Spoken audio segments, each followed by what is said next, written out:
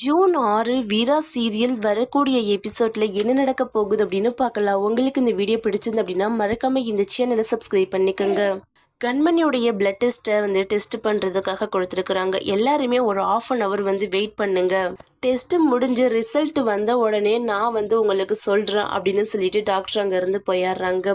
அதனால ராமச்சந்திரன் வள்ளி மேலே பயங்கர கோவப்பட்டு பேசிக்கிட்டு இருக்கிறாங்க.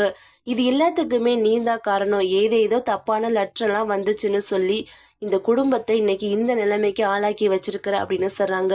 போதன்னா, நான் எடுத்து வளர்த்த பசங்களுடைய வாழ்க்கை இன்னைக்கு நாசமா போய்கிட்டு இருக்குதுன்னு எனக்கு எவ்வளோ வருத்தம் இருக்கும்.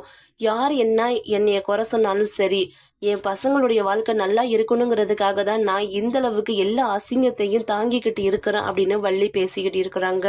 ஒருத்தருக்கு ஒருத்தர் சண்டை போட்டுக்கிட்டு இருக்கிறப்ப நான் ராகாவை ரொம்ப ஃபீல் பண்ணிட்டு இருக்கிறாங்க மாறனுக்கிட்ட. இவங்க எல்லாருமே பண்றதை பார்த்துட்டு எனக்கு கண்மணி கிடைக்காம போயிடுவாளோன்னு பயமா இருக்குது. அவ என்னை வெறுத்துட்டா என்ன பண்றது அப்படின்னு ஒரு பக்கம் யோசிச்சுக்கிட்டு இருக்கிறாங்க ராகவா. கண்மணிக்கு என்ன பண்றதுன்னு தெரியல. ரிசல்ட் வந்துட்டா மாட்டிக்குவோம் அப்படிங்கிறதுக்காக ஹாஸ்பிட்டலுடைய மாடியில ஏறி தற்கொலை பண்ணிக்கிறதுக்காக போறாங்க.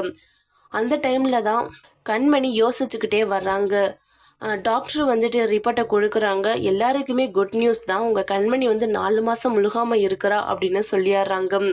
அதை கேட்ட உடனே ராமச்சந்திரன் இடிஞ்சு போய் உக்காந்துடுறாங்க. ராகவா நான் நம்ப மாட்டேன், என்னோட கண்மணி என்னை ஏமாற்ற மாட்டா அப்படின்னு அவங்களும் புலம்பி அழுதுகிட்டு இருக்கிறாங்க. கண்மணியுடைய அம்மா என் பொண்ணு என்னையவே ஏமாத்துவான்னு கொஞ்சம் கூட எதிர்பார்க்கல அப்படின்னு ரொம்ப ஃபீல் பண்ணிட்டு இருக்கிறாங்க. இதை நினைச்சுக்கிட்டே கண்மணி தற்கொலை பண்ணிக்கிறதுக்காக போறாங்க. பின்னாடியே வீரா வர்றாங்க. எதுக்காக நீ இப்படி தப்பான முடிவு எடுத்துக்கிட்டு இருக்கிற, ரிசல்ட் நெகட்டிவ்னு தான் வந்திருக்குது, நீ கர்ப்பம்லாம் இல்லை அப்படின்னு சொல்லி கண்மணியை சமாதானப்படுத்தி வீட்டுக்கு கூட்டிட்டு வந்துடுறாங்க. இதுக்கு பின்னாடி இருக்கிறது மாறன் அப்படிங்கிறது யாருக்குமே தெரியவே இல்லை. மாறன் தான் டாக்டர்கிட்ட போயிட்டு எங்க அன்னைக்கே பாசிட்டிவான